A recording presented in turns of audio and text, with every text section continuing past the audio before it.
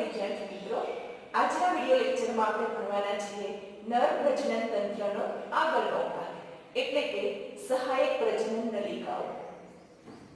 સૌથી પહેલા વિડિયો લેક્ચરમાં જ આપણે વાત કરી હતી કે નર પ્રજનન તંત્ર છે એ 4 ભાગોથી બનેલું છે. સૌથી પહેલો ભાગ હતો એ શુક્રપિંડ, બીજું હતું એ સહાયક પ્રજનન નલિકાઓ, ત્રીજું હતું એ ગ્રંથિઓ અને ચોથું હતું એ શિશ્ન. તો આ ચારે ભાગના આપણે સંપૂર્ણ અભ્યાસ કરવાના છે અને એમાંથી આપણે શુક્રપિંડનો આખો અભ્યાસ કરી લીધો છે. તો અત્યારે હવે શરૂઆત કરીએ પ્રજનન સહાયક નલિકાઓ. ઓકે, તો નર પ્રજનન તંત્રની અંદર વળી પાછી 4 પ્રકારની સહાયક નલિકાઓ આવેલી હોય છે. તો એ રીતે આવેલી છે. સૌથી પહેલી આવેલી છે એને નામ આપશું વૃષણજાળ. બીજી નલિકા છે આગળની જ અધિવૃષણ નલિકા.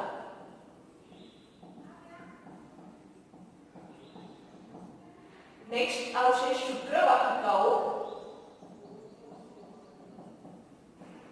અને શુક્રવાહિની. આ ચાર નલિકાઓને આપણે નામ આપીએ છીએ પ્રજનન સહાયક નલિકાઓ. ઓકે, તો બધાના કાર્ય અને એનું સ્થાન આપણે ફરીવાર એકવાર જોઈ લઈએ. તો વૃષણજાળ ક્યાં આવેલું હોય છે જોઈએ. સપોઝ કે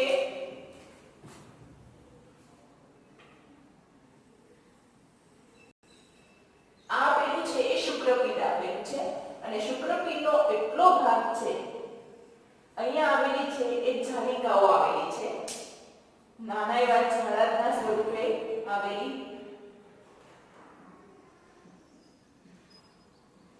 આ જાલિકાને આપણે નામ આપતા હતા વૃષણજાળ. ઓકે, અને આ વૃષણજાળ છે એમાંથી જ આગળ નાની નાની નલિકાઓ ઉદ્ભવતી હતી. જેમ કે આપણે જોઈ શકીએ છીએ અહીંયા બહુ જ નાની નાની નલિકાઓ ઉદ્ભવે છે. આ બધી જ નલિકાઓ ભેગી થઈ અને એક ગુચળામય નલિકાની અંદર ખુલતી હતી. ઓકે, તો આ બધી નલિકાઓ આ ગુચળામય નલિકામાં ખુલે છે. તો આ બધી નલિકાઓને નામ આપશું આપણે શુક્રવાહિકાઓ.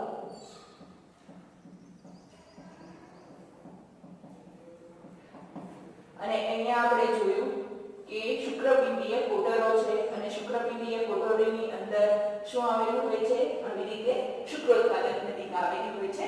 એ આપણે અગાઉ જોઈ લીધું છે. તો અહીંયા સૌથી પહેલું યાદ રાખવાનું છે વૃષણજાળ.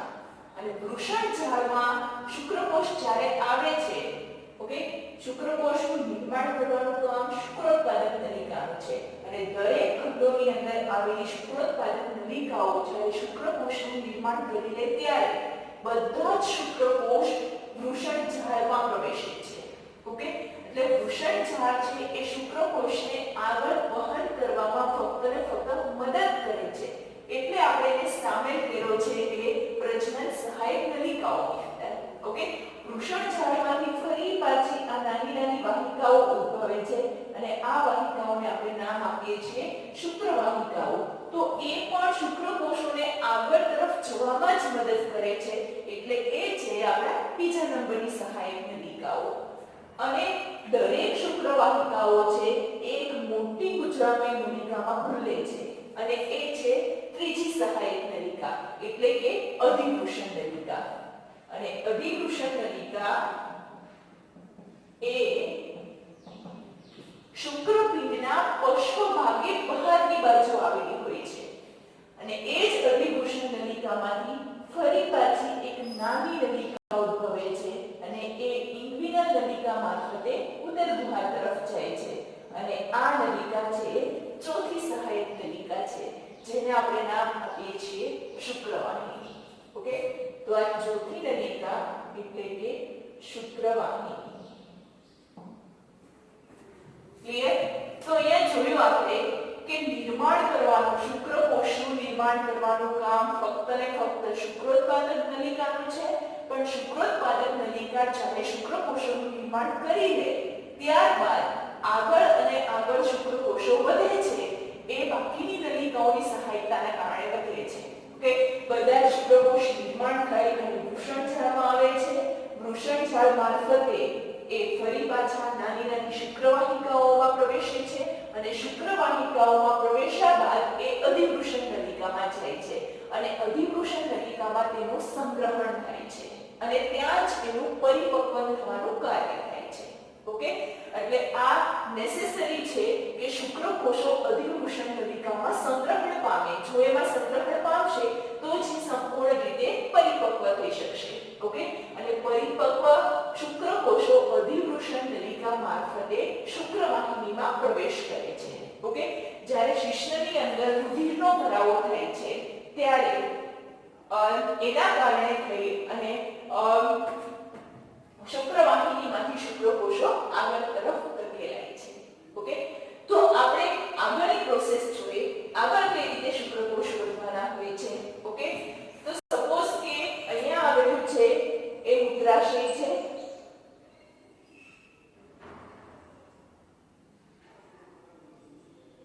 અને મૂત્રાશયનું સ્થાન ક્યાં આવેલું છે? ઉદર ગુહામાં. ઓકે, અને મૂત્રાશયમાંથી નીકળતી આ નલિકા છે એક, અને આ નલિકાને આપણે નામ આપવાના છીએ મૂત્રમાર્ગ. ઓકે, તો ઉપર મૂત્રાશય છે અને નીચે આવેલું છે એ મૂત્રમાર્ગ છે. મૂત્રાશયની ફરતે એક લૂપ બનાવીને પાશ બનાવીને આવે છે નલિકા એ શુક્રવાહિની છે. એટલે આ જ નલિકા કન્ટિન્યુઅસ ઉદર ગુહામાં જાય અને એ આની ફરતે એક લૂપ બનાવે છે. એટલે આ નલિકા થઈ એ શુક્રવાહિની. ઓકે, આ છે એ મૂત્રાશય અને મૂત્રાશયમાંથી બહાર તરફ નીકળતો નલિકા મતલબ કે મૂત્રમાર્ગ. તો વિદ્યાર્થી મિત્રો, અહીંયા આપણે જાણીએ છીએ કે જે શુક્રવાહિની છે એનો છેડાનો ભાગ છે એ છેડાનો ભાગ સ્લાઇટલી ફૂલેલો ભાગ હોય છે અને આ ફૂલેલા ભાગને આપણે નામ આપતા હતા તુંડિકા. ઓકે, તો આ ભાગ છે એ તુંડિકા ભાગ છે અને તુંડિકા ભાગ છે એની સાથે જ તે એક બીજી ગ્રંથિ સંકળાયેલી છે. એ ગ્રંથિને આપણે નામ આપીએ છીએ શુક્રાશય. ઓકે, તો અહીંયા વળી પાછળની સાથે સંકળાયેલી એક ગ્રંથિ છે લોબ્યુલર, એને નામ આપીએ છીએ શુક્રાશય.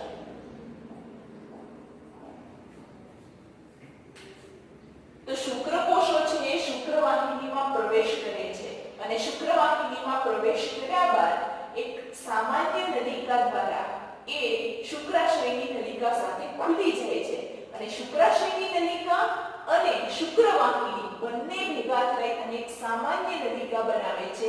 એ નલિકાને આપણે નામ આપીએ છીએ સ્ખલન નલિકા. ઓકે, તો સપોઝ કે આ સામાન્ય નલિકા બની.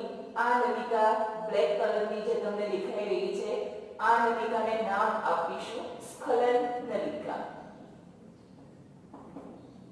ઓકે, સ્ખલન નલિકા છે એ આગળ વળી પાછી કોની સાથે જોડાઈ જાય છે? મૂત્રમાર્ગ સાથે જોડાય છે. પણ એમની પહેલા આપણે કહીએ કે મૂત્રમાર્ગ છે એમની નીચે તરફ આવેલી વળી પાછી એક ગ્રંથિ છે. સપોઝ કે અહીંયા આપણે ગ્રીન કલરની દેખાઈ રહી છે એ ગ્રંથિને આપણે નામ આપવાનું છે પ્રોસ્ટેટ ગ્રંથિ. અને પ્રોસ્ટેટ ગ્રંથિ છે એ નાની નાની નલિકાઓ મારફતે વળી પાછી મૂત્રમાર્ગમાં ખુલે છે. ઓકે, તો અહીંયા અત્યારે આપણને ક્લિયર થયું કે મૂત્રાશય છે એની નીચે વળી પાછી ગ્રંથિ આવેલી છે, પ્રોસ્ટેટ ગ્રંથિ આવેલી છે અને મૂત્રમાર્ગ છે એ જ તે પ્રોસ્ટેટ ગ્રંથિ પાસેથી પસાર થઈને નીકળે છે ત્યારે પ્રોસ્ટેટ ગ્રંથિની નાની નાની નલિકાઓ એ જ મૂત્રમાર્ગમાં ખુલે છે અને એ મૂત્રમાર્ગ ફરી પાછો રીજોઈન થાય છે એ સ્ખલન નલિકા સાથે જોડાય છે. ઓકે, તો અહીંયા આપણે જોઈ શકીએ કે સ્ખલન નલિકાની સાથે જોડાઈ ગયો છે એ મૂત્રમાર્ગ જોડાઈ ગયો છે. ઓકે, અને હવે એ બનાવે છે મૂત્રજનન માર્ગ અને મૂત્રજનન માર્ગ અહીંયાથી આપણે દોરીએ. સપોઝ કે આ મૂત્રજનન માર્ગ છે તો આ મૂત્રજનન માર્ગ ખુલે છે એ શિશ્નની મારફતે ખુલે છે અને જ્યારે શિશ્નની અંદર પ્રવેશ કરે એ પહેલા એની અંદર ખુલે છે વળી પાછી એક ગ્રંથિ ખુલે છે અને આ ગ્રંથિને આપણે નામ આપીએ છીએ કોપર ગ્રંથિ અથવા તો બલ્બો યુરેથ્રલ ગ્રંથિ. અહીંયા હું લખીશ બલ્બો યુરેથ્રલ ગ્રંથિ.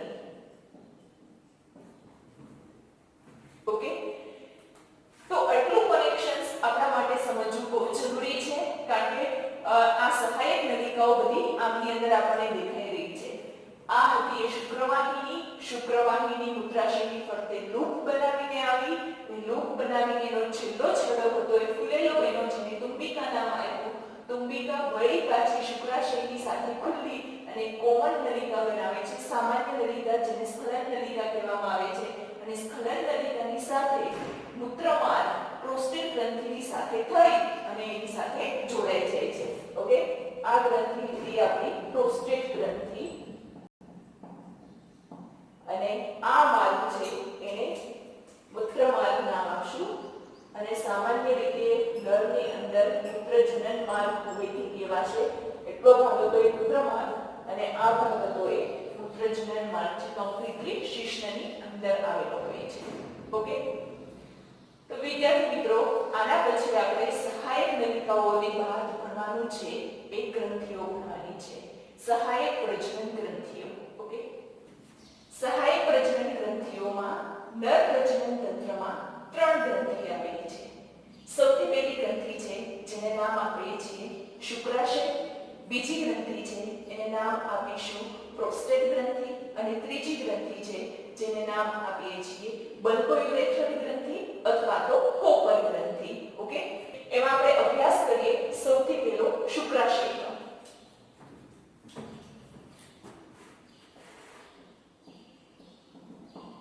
શુક્રાશય એનું સ્થાન જોઈએ તો જ્યાં મૂત્રાશય આવેલું છે તેની નજીક નીચે તરફ આવેલું છે એટલે આપણે લખશું મૂત્રાશયના તલસ્થ ભાગે. આ ગ્રંથિ જેમ જોયું એમ જોડમાં આવેલી ગ્રંથિ છે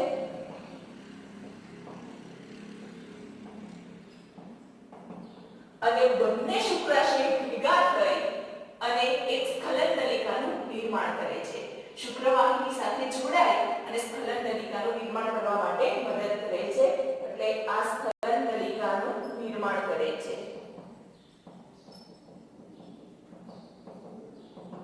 આપણે ડાયાગ્રામ ખાને ક્લિયર કરવાની ટ્રાય કરીએ તો સપોઝ કે અહીંયા આવેલી છે એ એક પાર્શ્વીય બાજુની શુક્રવાહિની આવેલી છે જેનો આ ભાગ છે એ તુંબિકા ભાગ છે અને અહીંયા જોઈએ તો વળી બાજુ આ બીજી બાજુની શુક્રવાહિની આવેલી છે અને એમનો આ ભાગ છે એ તુંબિકા ભાગ છે, છેડાનો ફૂલેલો ભાગ. ઓકે, તો આ બંને તુંબિકાઓ છે એ વળી પાછી ખુલે છે એ શુક્રાશય સાથે. સપોઝ કે આ એક શુક્રાશય છે અને નાની નલિકાથી ખુલતું આ બીજું શુક્રાશય છે. ઓકે, આ બંને શુક્રાશય ભેગા થાય અને એક સામાન્ય એવી નલિકાની અંદર ખુલે તો આ સામાન્ય એવી નલિકા હશે એ નલિકાને સ્ખલન નલિકા કહેવાશે. ઓકે, અને અહીંયા પણ આ પાર્ટ્સ જોઈએ તો બંને બાજુમાં આ હતી એક શુક્રવાહિની. શુક્રવાહિની પણ બે આવેલી છે કારણ કે આપણે પહેલેથી જોઈએ તો શુક્રપિંડ જોડમાં આવેલા છે અને બંને શુક્રપિંડમાંથી એક એક શુક્રવાહિની ઉદ્ભવતી હશે અને બે શુક્રવાહિની ઉદરગુહામાં જાય અને ઉદરગુહામાં જઈ અને ત્યાં જોડાઈ જાય છે. ઓકે, શુક્રવાહિની અને આ ભાગ હતો એ તુંબિકા અને આ ભાગ હતો એ શુક્રાશય. તો અહીંયા તમે ક્લિયર કટ જોઈ શકો છો જોઈનિંગ કે કેવી રીતે બધા જ પાર્ટ્સ અંદર જોડાયેલા હોય છે. એમાં આપણે અત્યારે ભણવાનું છે એ ફંક્શન ફક્ત ને ફક્ત શુક્રાશયનું ફંક્શન્સ ભણવાનું છે. ઓકે, શુક્રાશયની અંદરનો સ્ત્રાવ છે એ સ્લાઇટલી આલ્કલાઇન હોય છે એટલે કે એની pH 7.4 હોય છે. ઓકે, તો આપણે અહીંયા જોઈએ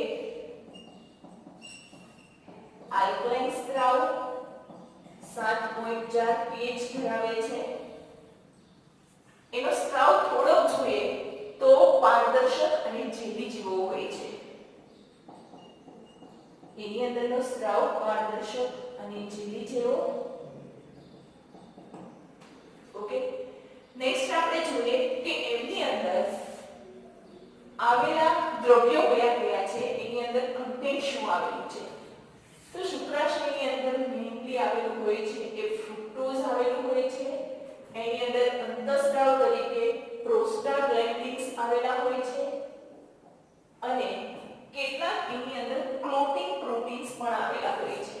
ઓકે, એટલે હું અહીંયા લખીશ ક્લોટિંગ પ્રોટીન. આ ત્રણેય ઘટકો એના મુખ્ય ઘટકો છે. આપણે એના કાર્ય જોઈએ તો ફ્રુક્ટોઝ છે એ શું કામ કરશે? ફ્રુક્ટોઝ છે એ શુક્રાશયને ઊર્જા આપવાનું કામ કરશે, એમાંથી એનર્જી મેળવશે. પ્રોસ્ટાગ્લેન્ડિન્સ એક અંતઃસ્ત્રાવ છે. આ અંતઃસ્ત્રાવ જ્યારે માદાના પ્રજનન માર્ગમાં પ્રવેશ કરે છે ત્યારે માદાના પ્રજનન માર્ગનું ગર્ભાશય છે એ ગર્ભાશયનું સંકોચન પ્રેરે છે.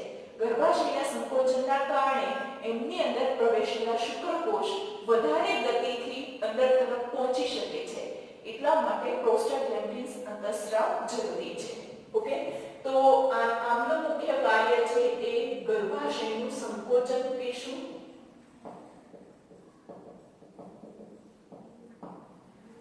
Clotting protein. ક્લોટિંગ પ્રોટીન છે એ વીર્યને જામવા માટે મદદ કરે છે. એટલે ક્લોટિંગ પ્રોટીન્સ છે એ વીર્યની અંદર આવેલા શુક્રકોષ છે એ બધા જ શુક્રકોષની ગંઠાઈ જવામાં મદદ કરે છે. અહીંયા ગંઠાઈ જવાની એટલા માટે જરૂર છે કે જો બધા શુક્રકોષ ગંઠાઈને એક ગાંઠ મારફતે આગળ ગતિ કરશે તો બધાની ઊર્જા સચવાઈ રહેશે. ઓકે, અને આ ગંઠાઈ ગયેલા શુક્રકોષ ફરી પાછા આગળ તરફ જઈ અને છૂટા પડી જતા હોય છે. ઓકે, તો ક્લોટિંગ પ્રોટીન્સ છે એ મેઇનલી વીર્યને જામવામાં મદદ કરે છે.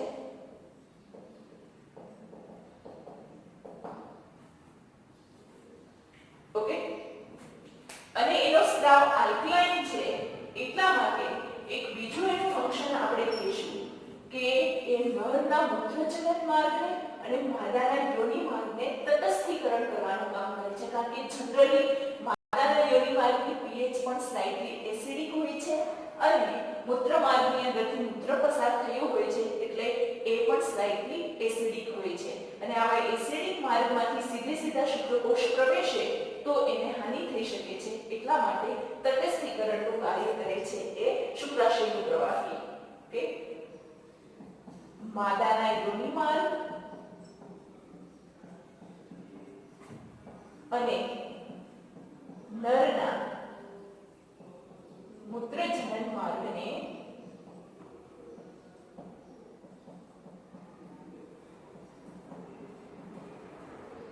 માર્ગનું તટસ્થીકરણ કરે છે. ઓકે, તો હવે આપણે જોઈએ નેક્સ્ટ ગ્રંથિ, અને નેક્સ્ટ ગ્રંથિ છે પ્રોસ્ટેટ ગ્રંથિ છે. જેમ કે આપણને ખબર છે કે પ્રોસ્ટેટ ગ્રંથિની પોઝિશન શું છે. પ્રોસ્ટેટ ગ્રંથિની ડાયાગ્રામ દોરી અને આપણે સમજવાની કોશિશ કરીએ. સપોઝ કે આ છે એ મૂત્રાશય છે અને આ મૂત્રાશયનું અંદર તરફ આવેલું પોલાણ છે જે મૂત્રનો સંગ્રહણ થાય છે અને એમની જ જસ્ટ નીચે તરફ આવેલી ગ્રંથિ એટલે કે પ્રોસ્ટેટ ગ્રંથિ. એટલે અહીંયા તરફ આવેલી આ ગ્રંથિને આપણે નામ આપીશું પ્રોસ્ટેટ ગ્રંથિ. આ પ્રોસ્ટેટ ગ્રંથિને થોડીક વધારે હાઇલાઇટ કરવાની કોશિશ કરી છે આપણે. અહીંયા આગળ જોઈએ તો પ્રોસ્ટેટ ગ્રંથિની અંદર જ પસાર થાય છે એ ઉપરથી મૂત્રમાર્ગ પસાર થાય છે. આ મૂત્રાશયમાંથી નીકળતો માર્ગ એટલે કે આ મૂત્રમાર્ગ છે. ઓકે, આપણે અહીંયા જોયું કે નીચે તરફ આવેલી પ્રોસ્ટેટ ગ્રંથિ 5 ખંડો ધરાવે છે. પ્રોસ્ટેટ ગ્રંથિ એ 5 ખંડો ધરાવે છે. 1 2 3 4 5 એવી રીતે 5 ખંડ છે અને પાંચેય ખંડોમાંથી નાની નાની નલિકાઓ ઉદ્ભવે છે. સપોઝ કે આ ખંડમાંથી કેટલીક નાની નલિકાઓ ઉદ્ભવે છે, આની અંદર પ્રવેશ કરે છે સેમ આ ખંડમાંથી પણ. તો આવી રીતે નાની નાની કેટલીક નલિકાઓ છે એ આમની અંદર ખુલ્લી અને પોતાનું સ્ત્રાવ મૂત્રમાર્ગમાં જ ઠાલવવાની કોશિશ કરે છે.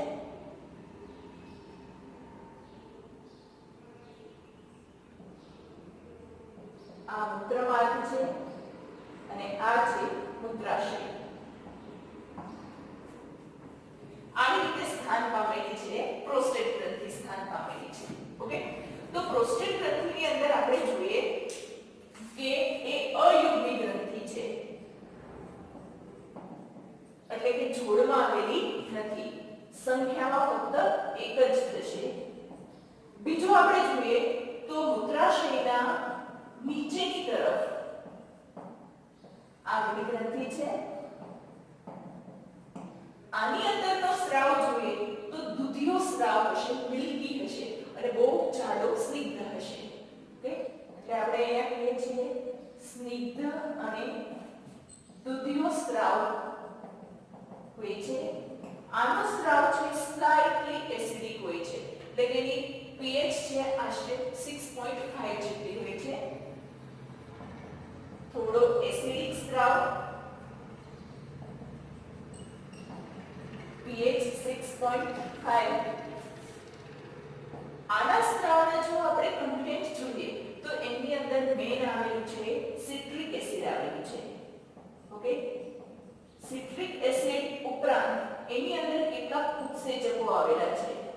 પ્રોટીઓલાઇટિક ઉત્સેચક છે, અમાઇલેઝ ઉત્સેચક છે, ફોસ્ફોરેઝ ઉત્સેચક છે, એવા કેટલાક ઉત્સેચકો પણ એ ધરાવે છે. ઓકે, નેક્સ્ટ આપણે જોઈએ તો આની અંદર પણ આવેલું હોય છે એ પ્રોસ્ટાગ્લેન્ડિન્સ આવેલું હોય છે. તો વિદ્યાર્થી મિત્રો, આપણે જેમ કે જાણીએ છીએ આ ભાગ છે એ આગળથી આવેલી સ્ખલન નલિકાની સાથે ભેગો થઈ જવાનો હોય છે. અહીંયા સ્ખલન નલિકા આવતી હોય ઉપર તરફથી, તો સ્ખલન નલિકા અને આ નલિકા બંને જોઈન્ટ થાય છે. તો સ્ખલન નલિકાની અંદર આવતું વીર્ય છે એ વીર્યની અંદર વળી પાછું આ નલિકામાંથી પ્રોસ્ટેટ પ્રવાહી એની અંદર ભળે છે. જ્યારે સ્ખલન નલિકાની અંદર આવતા વીર્યની સાથે સાથે પ્રોસ્ટેટ ગ્રંથિનું પ્રવાહી પણ એની અંદર ભેગું થાય છે, ત્યારે એમની અંદર શુક્રકોષો ગંઠાઈ જાય છે. ઓકે, એટલે બધા જ શુક્રકોષો એકબીજાની સાથે જોડાઈ જાય છે. આમની અંદર બે મહત્વના ઉત્સેચક આવેલા હોય છે. એ ઉત્સેચક પૈકી મહત્વનું ઉત્સેચક છે એનું નામ આપશું ફાઇબ્રિનોલાઇસિન અને બીજાને પ્રોફાઇબ્રિનોલાઇસિન.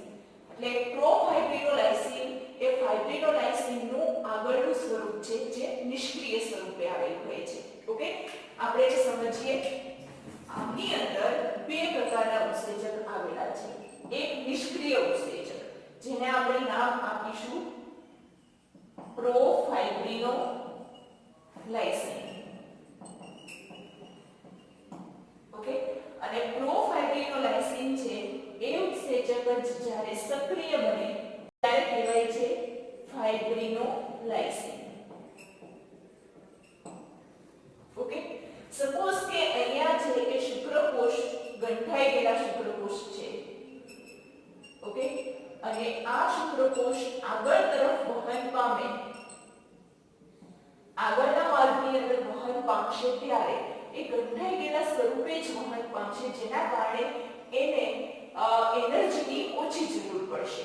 ઓકે, અહીંયા અંદરથી પ્રોસ્ટેટ ગ્રંથિમાંથી જે સ્ત્રાવ આવ્યો છે એ સ્ત્રાવની અંદર અત્યારે હાલમાં ઉત્સેચક હશે એ નિષ્ક્રિય હશે, એટલે પ્રોફાઇબ્રિનોલાઇસિન હશે. પણ જ્યારે શુક્રકોષ આખી નલિકા મારફતે મૂત્રજનન મારફતે આગળ તરફ વહન પામી જશે ત્યારે એટ લાસ્ટ સૌથી છેલ્લે એક્ટિવેટ થઈ જશે ઉત્સેચક પ્રોફાઇબ્રિનોલાઇસિનમાંથી એ ફાઇબ્રિનોલાઇસિનમાં, અને આ બધા જ ગંઠાઈ ગયેલા શુક્રકોષ આવી રીતે અલગ અલગ એકબીજાથી એકદમ સેપરેટ થઈ અને સ્ખલન દ્વારા બહાર તરફ રિલીઝ થશે. ઓકે, તો એ મહત્વનું કામ છે એ પ્રોસ્ટેટ ગ્રંથિના સ્ત્રાવનું એક મહત્વનું કાર્ય પણ છે. હવે નેક્સ્ટ આપણે ભણવાના છીએ ત્રીજી ગ્રંથિ અને ત્રીજી ગ્રંથિને આપણે નામ આપશું બલ્બો યુરેથ્રલ ગ્રંથિ. ઓકે.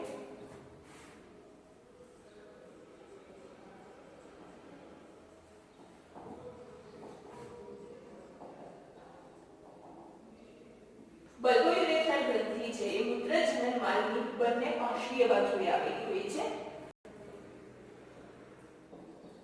મૂત્રજનન માર્ગની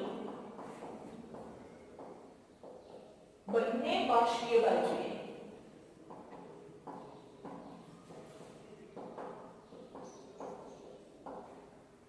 સપોઝ કે આપણે જોઈએ કે આ મૂત્રજનન માર્ગ છે અને આ મૂત્રજનન માર્ગ શિશ્નની અંદર દાખલ થાય એ પહેલા જ તે એમની બંને તરફ બંને પાંખીય બાજુઓ તરફ આવી રીતે જોડાયેલી હોય છે કે બલ્બોયુરેથ્રલ ગ્રંથિ જોડાયેલી હોય છે. ઓકે. આનો સ્ત્રાવ આપણે જોઈએ તો આનો સ્ત્રાવ પણ સ્લાઇટલી આલ્કલાઇન હોય છે.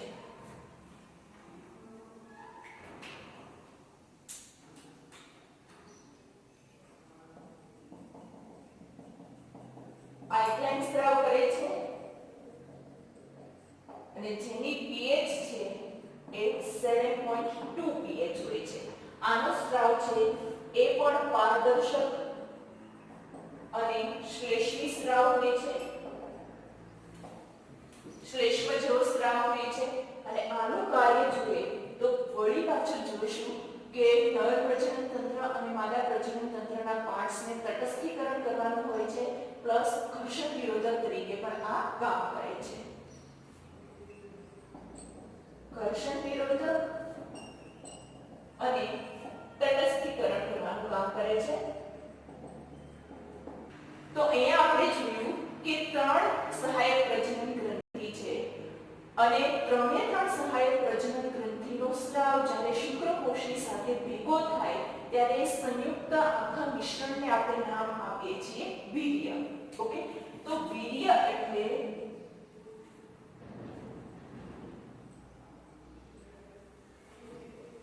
એમાં મુખ્ય આવશે શુક્રકોષો પણ શુક્રકોષથી પ્લસ શુક્રાશયનો સ્ત્રાવ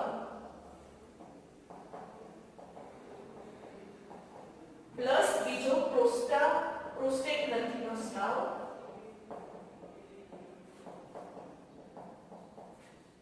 અને ત્રીજો સ્ત્રાવ બલ્બોયુરેથ્રલ ગ્રંથિ અથવા તો એને પોકર ગ્રંથિ પણ કહીએ છીએ.